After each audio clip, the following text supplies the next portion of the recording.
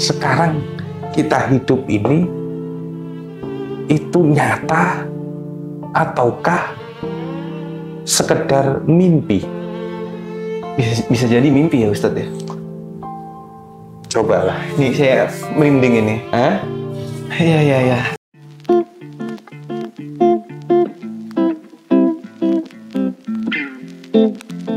Idza waqa'atil waqi'ah laisa liwaqa'atiha kadzibah. Apa sih ini artinya ya?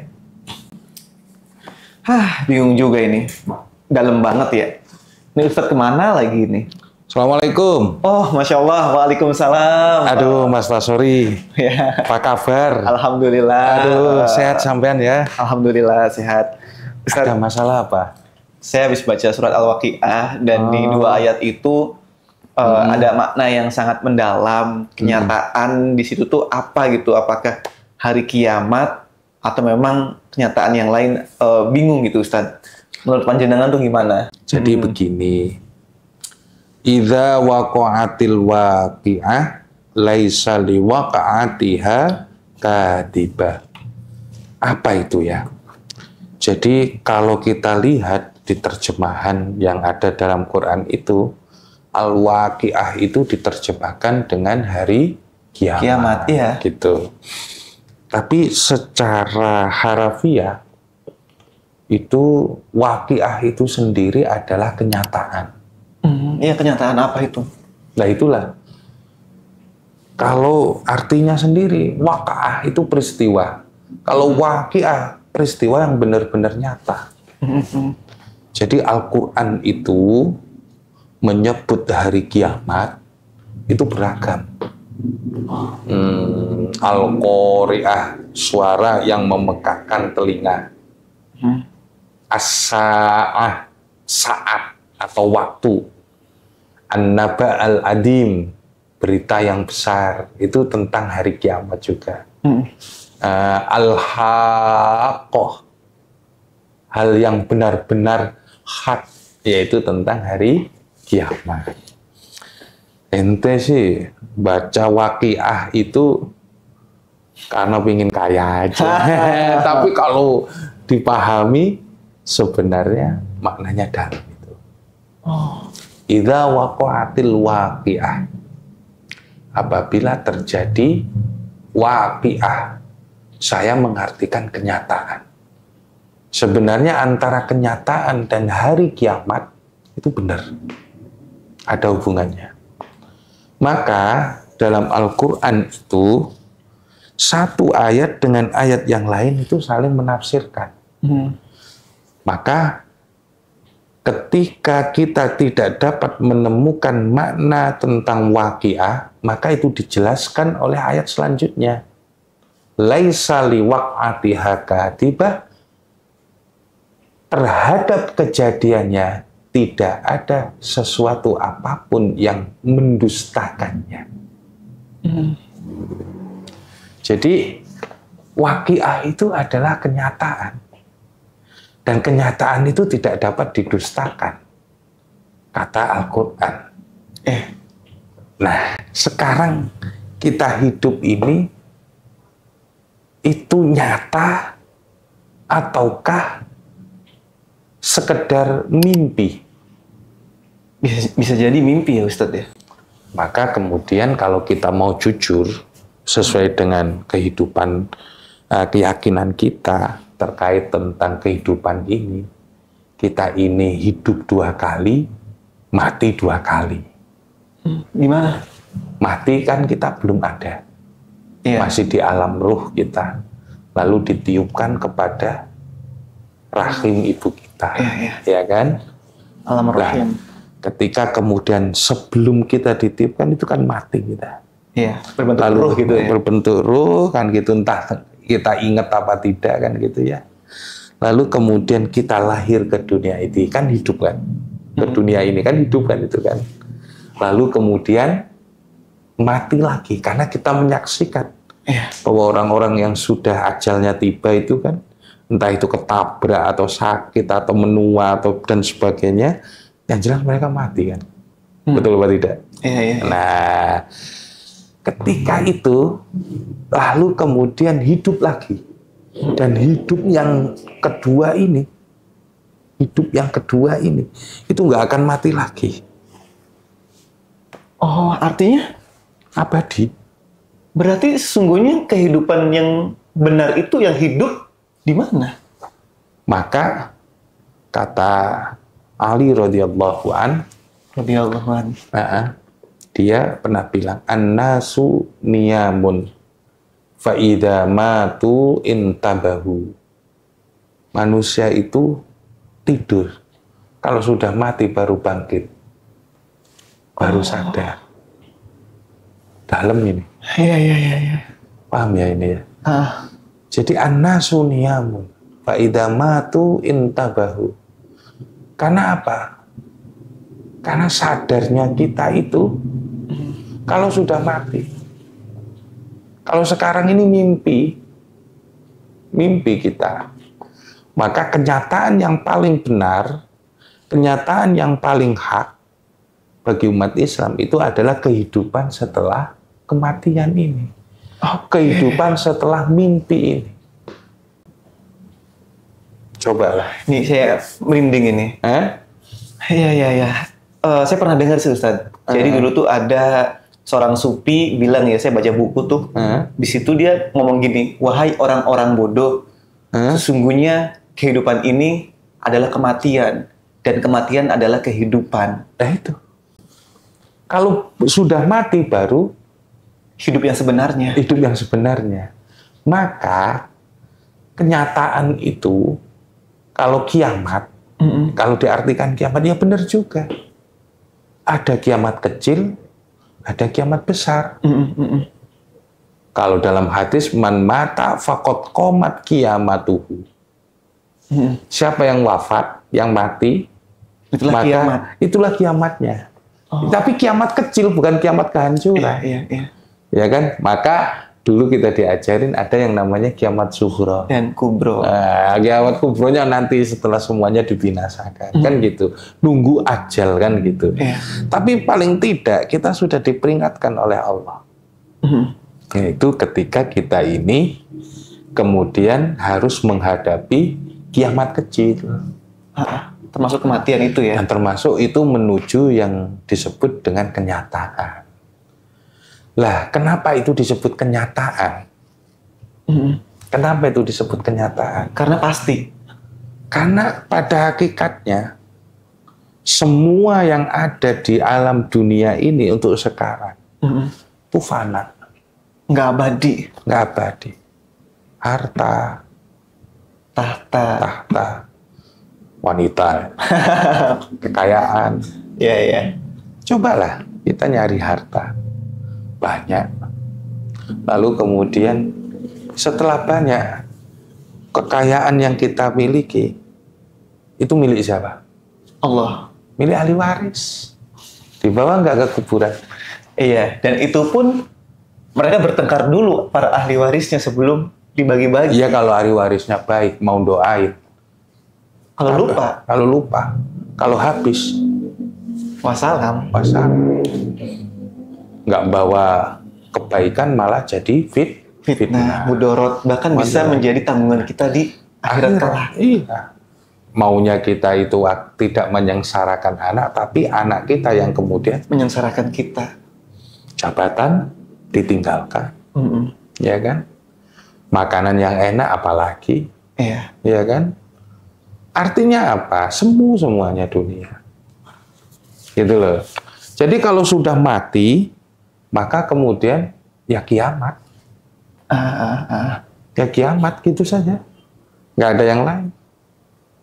Artinya itu kenyataan yang harus kita hadapi. Iya, berarti kita harus bersungguh-sungguh terhadap hari setelah kematian. Bukan hari ini gitu. Jadi sekarang itu hanya bekal saja. Sekarang ini nyari bekal aja. Iya. Maka kalau dalam surah lain itu namanya wal asri.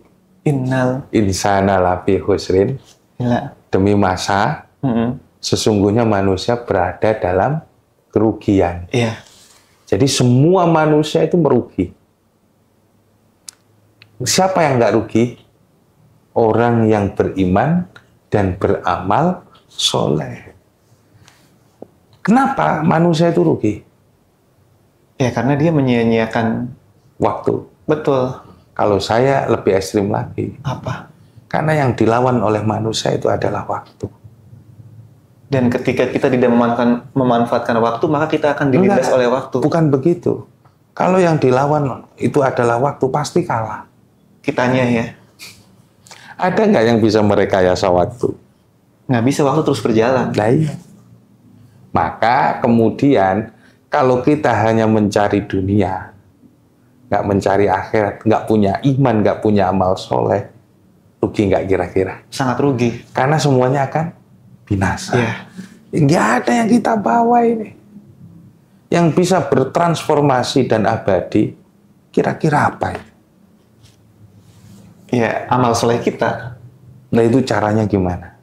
Caranya ya kita beramal, misalkan sedekah, Ya, mendidik anak yang saleh kalau dan orang saleha. kalau orang sekarang kan nggak kelihatan, Iya. kan gitu ya. Jadi sebenarnya begini Mas Tasori, kalau kita mau jujur terhadap kajian ilmu hadis, kajian Al-Quran, kan gitu kan, setiap amal itu pasti ada rewardnya, apa namanya, Hadiah. balasannya. Iya, iya.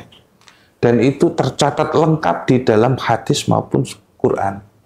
Dalam kitabullah maupun sunnah Rasulullah. Iya.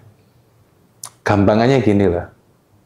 Dalam hadis itu kan ada, siapa yang nyumbang masjid, meskipun itu satu batu bata, maka Allah akan membangunkan untuknya Istana. istana. Loh itu konkretnya kayak apa? Iya, betul. Nggak tahu kita. Nggak tahu ya. Ah. Padahal itu sekarang udah terbuka itu. Wah, gimana? Jadi kita beramal, itu kemudian menjadi sebuah file digital yang ditulis oleh File digital. kolam di Lauhil Mahfuz. Iya, ya, dicatat ya sama malaikat ya. Jadi kita ini ngerancang gambar. Gambar kan sekarang itu kan 3D. Ya kan? Lah ketika 3D yang kayak gitu, kemudian kita pakai media. Printernya juga 3D. Kira-kira jadi nggak gambar itu 3 dimensi seperti yang ada di Kehidupan nyata gitu. di komputer itu? Iya, bisa jadi. Bisa. Enggak. Tapi itu kalau selama masih dalam komputer itu bentuknya apa? Masih sesuatu yang palsu. File. Oh, right. Betul. File. Kalau di dalam digital. komputer ya. Sebelum Digital. di-print. Ya, sebelum ya. di-print. Betul. Itu kan masih digital file kan gitu kan? Right. Iya kan? Betul. Nah, kita ini kirim sinyalnya, uploadnya, amal soleh itu kalau misalnya nyumbang satu batu bata, itu filenya di sana jadi istana di surga. Keren ya. Oh, jadi wow, mantep ya.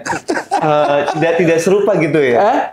Iya, malah nggak serupa. Kalau di sini serupa kan. Filenya hitam, di sana hitam gitu. Loh, tapi kan itu udah ditunjukkan bahwa file listnya kalau kamu nyumbang satu batu bata untuk masjid, nanti di akhirat itu di surga itu jadi Istana. di istana. Percaya nggak kayak gitu? Padahal ada hadisnya itu. Percaya kalau udah ada hadisnya. Lah, artinya kalau kita kemudian dengan kemajuan teknologi seperti ini, bahwa kita itu tidak bisa melemparkan sinyal ke Lauhil Mahfuz dengan amal soleh, ya berarti kita sendiri mengingkari teknologi komputer. Iya. Dong kita bisa gambar 3D, lalu kemudian disimpan di file, dan baru bisa dikonkretkan itu melalui printer 3D. Iya, artinya teknologi Tuhan itu jauh melampaui kita. Loh, Ya karena kita juga ciptaannya kan. Kan gitu. Jadi kata orang, ada seorang ahli yang bilang bahwa semesta ini, ya kan, mereka kan kadang nggak mau menyebut Tuhan kan gitu ya. Iya. Semesta ini adalah sebuah komputer raksasa, ya kan, mahakarya komputer raksasa. Para ateis itu Nah, ya. yang ngomong-ngomong kayak gitu itu. Jadi hakikatnya ya hidup kita sekarang ini itu adalah mimpi. Maka mimpilah yang baik. Perbanyak amal, mumpung masih mimpi, belum menghadapi kenyataan. Karena apa yang kita mimpikan itu, yang kita perbuat sekarang itu adalah yang membentuk keabadian kita di surga. Itu loh maksudnya. Jadi amal-amal soleh yang ada dan kita lakukan, semuanya diniatin ibadah. Ngasih nafkah istri, ngasih sanggup anak untuk sekolah, ya kan? Sholat yang kita lakukan ibadah. Bekerja keras di kantor di bawah tekanan, kemudian kalau misalnya hasilnya baik pantas dipuji, kalaupun dicela itu sebagai introspeksi diri untuk perbaikan. Itu kan semuanya jadi amal soleh kita. Nah itulah yang kemudian membentuk surga kita. Jadi ketika kemudian kita memasuki tahap kenyataan yang paling awal, ketika berada di alam barzah, kita sudah merasakan bentuk-bentuk kenikmatan yang sudah diberikan, yang kita hasilkan selama mimpi itu tadi. Karena pada hakikatnya nanti kita nyata itu. Itu saya pernah baca buku Daqaiqul Akbar ya. Dan di situ tuh perjalanan umat manusia setelah kematian. Ketika saya baca itu bukunya tipis, tapi rasanya tuh kehidupan setelah kematian itu panjang banget. Jadi ketika di kehidupan kita hari ini tidak mempersiapkan, maka siap-siap kita akan merasakan kesengsaraan yang begitu panjang gitu. Nah, tetapi di situ juga saya baca ya tentang kisah Jibril yang menangis melihat umat Nabi Muhammad itu disiksa di sana dan berteriak, "Wahai Muhammad, wahai Muhammad." Nah, akhirnya menemui Nabi Muhammad, malaikat Jibril, "Wahai Muhammad, aku menangis karena melihat umatmu meneriak-neriaki namamu di dalam neraka." Nah, di saat itu Nabi Muhammad tuh ikut menangis sejadi-jadinya. Dan dia pergi ke neraka jahanam melihat umatnya. "Wahai Muhammad, kulit-kulitku terbakar." Ya, pokoknya disiksa gitu ya. Dan Nabi Muhammad itu akhirnya meminta kepada Allah untuk mensyafaati mereka dan mengangkat mereka gitu. Yang pernah mengatakan La ilaha illallah Muhammadur Rasulullah. Artinya walaupun kita bekalnya nggak baik gitu ya di dunia ya, tetap ada pertolongan kalau kita itu umatnya Muhammad atau pernah mengatakan La ilaha illallah Muhammadur Rasulullah. Jadi wah, mengerikan sekali ya Ustadz ya.